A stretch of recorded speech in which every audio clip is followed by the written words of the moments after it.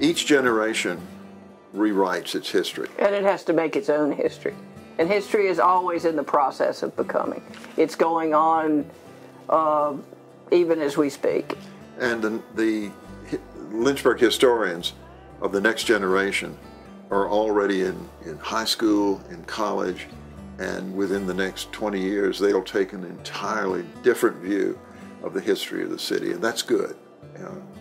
It changes.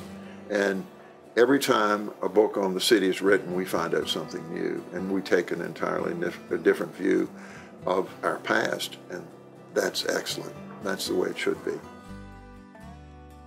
It's very difficult to characterize the Potters. They're a absolutely unique pair of people. They're people who are totally dedicated to whatever they do. Here at the college, they're both known as student-centered faculty members. They will work with students. They're good advisors. They're careful, competent scholars.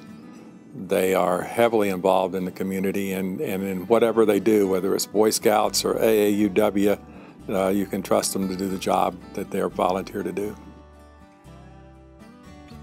First lessons in local history were given by my grandfather, Mr. W.R.C. Dameron.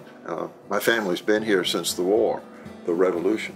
My earliest memories are sitting and talking about the history of the city with Granddaddy. Well, history is fun, and if history isn't fun, then it somehow it isn't being taught correctly.